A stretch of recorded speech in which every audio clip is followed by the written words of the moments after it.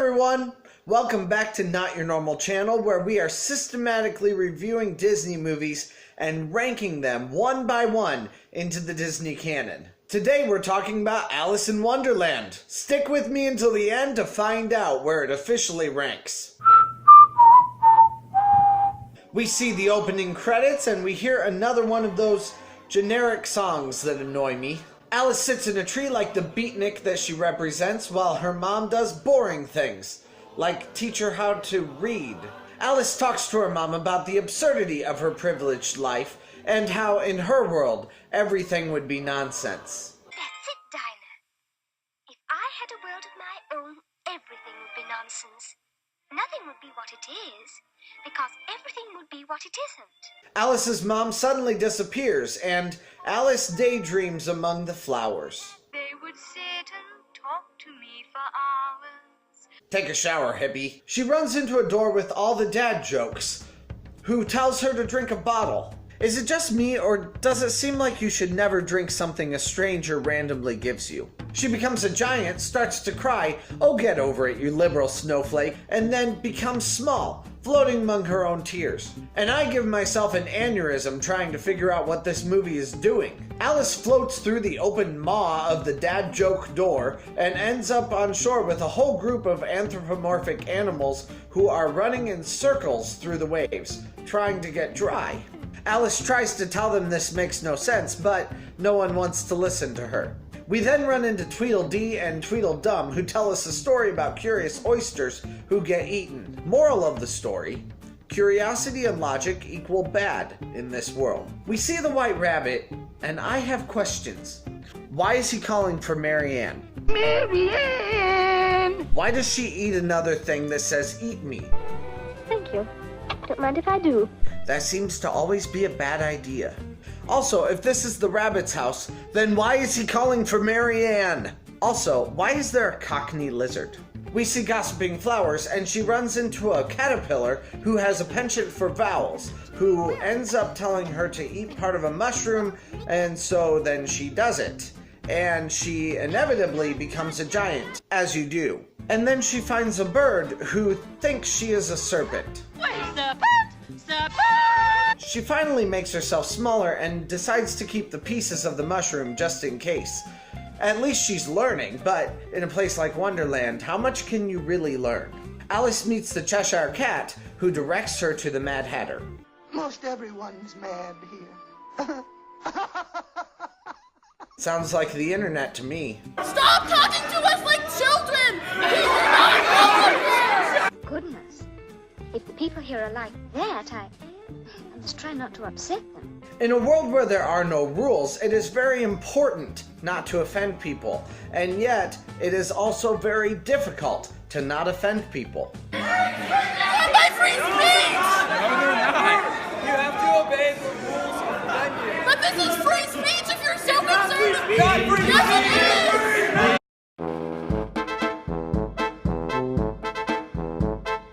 We go to an unbirthday party. We get some annoying filler where the Mad Hatter destroys a watch because it's 2 days slow. Alice goes into the forest and sees everything that doesn't make sense. Well, I've had enough nonsense. I'm going home. Be careful, Alice. You're turning into your mother. Alice finds a path that is destroyed by a path-destroying dog. This is what I'm doing with my life. And Alice is entirely lost, and so she cries. She gives herself very good advice, but she very seldom follows it. Very seldom follow it. She sees the Cheshire Cat. How do you say that? Cheshire. Is that it? Cheshire? She sees the Cheshire Cat again, and he transports her to the Queen's garden. And the cards paint the roses red because the Queen will kill them otherwise. And she does. Not for kids. Giving the lesson, submit to all insanity or you will die. Alice grows by eating both mushrooms. But shouldn't that make her grow and then shrink?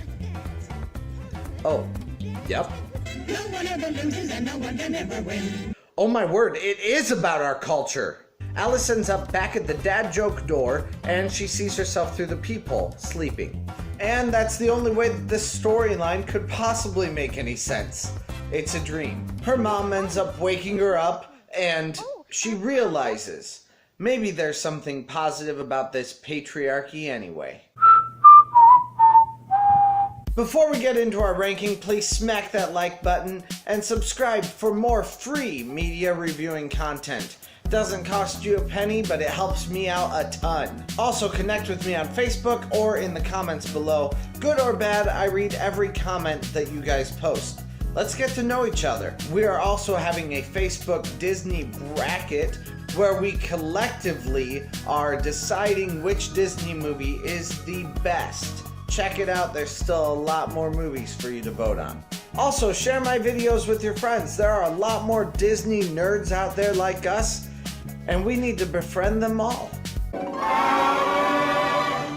This story is fascinating and is almost more batcrap crazy than Roseanne Barr herself. There is nothing that makes sense in this world because that is the world that Alice wants. Also, maybe societal structures are there for a reason. Maybe. This storyline is hard to compare to any of the other movies I have recently reviewed, but I can say this movie kept me interested. Probably the fact that I never had any idea what would happen next is why it kept my interest so much. It puts your brain in a sort of unusable mode. You just kind of have to accept the madness and let it take you for a ride. And I find that interesting because sometimes I feel like that in our modern culture. For instance, this hottest of all takes makes me confused on about 5 different levels. Ultimately, this storyline is more interesting than Dumbo and less morally complex than Pinocchio, so I give it 5th place out of 13 for storyline. As I said before, the opening song is another of those just make it songs. It just sounds like somebody made it in just a couple of minutes. Oh well, it was a trend. Alice's singing is quite imperfect, but that makes it all the more enthralling to me. My daughter is 4 and she has a beautiful voice, but it's not perfect because she is 4. It's kinda nice to hear a kid singing like a kid. It's beautiful in its imperfection. A lot of the background music and songs themselves add to the absurdity of this entire situation. This movie has some pretty weird songs in it, but what else would you expect? However, it does take a couple of moments to be able to slow down with some other beautiful songs like The Golden Afternoon. Very few of these songs has much of a point, but that is kind of the point. This is such an absurd movie that lack of rules is oddly still following the rules in this movie universe. However, some of the songs are a bit annoying to me, so I give Alice in Wonderland 9th place for music. The animation is beautiful, and Disney clearly seemed to learn to create wide-angle shots well between the golden and the silver ages. Because of this, the animation is very polished, which is good. It makes for a very cohesive look to the film. However, it's almost too polished. In previous movies, you could kind of see the personality almost of the animators behind this animation. In these movies, they're almost so perfect that you lose all of that heart and soul behind it. It is beautiful, it is cohesive, but there's something that's almost missing in the translation. So you can never really make me happy, can you? Sorry. Even given that, this animation receives 5th place out of 13. Alice wants a world made out of nonsense, and that is all you really need to know. The rest of this is all a manifestation of her fears, her anxieties, and her dreams. She questions everything and then realizes that questioning everything leads to a lot of confusion. She realizes she has no solid ground to stand on, at times literally. When nothing makes sense, well, nothing makes sense. She tries to be polite, but she constantly offends people. She tries to act according to the world she is learning, but she keeps encountering people who don't like her reactions because she has no idea how to react. In this way, sometimes in our current culture, I really identify with Alice, but We'll save my reasoning on that for later. Alice builds a world of fantasy in her own mind and discovers that the thing she wanted, she really ultimately didn't want. She kind of wanted this fantasy, but she didn't want this fantasy. She wanted a world of no sense until she eventually feels the need to impart her own sense of understanding to this situation. Eventually, she even begins turning into her mother as she agrees that there should be no more nonsense.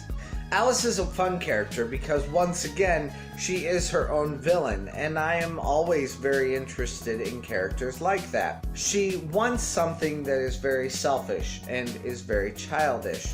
She also wants the world to suit her own desires, but only when it's convenient for her.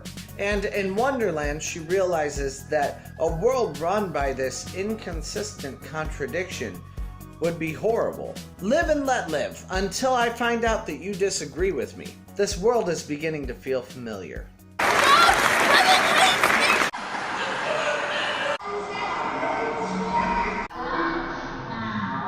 I give character development 4th place out of 13, just behind Cinderella and right before Melody Time. This movie has some beautiful multiplane use in it, although once again, it seems to have less in the Silver Age than it did in the Golden Age movies. Beyond that though, it's about like Cinderella. It wasn't a marvel of technological prowess, but it is beautiful in its execution. It receives 9th place for technology. Here we see Alice as an early beatnik who wants the rules changed because rules are bad. Why do I need to participate in societal expectations, Mom?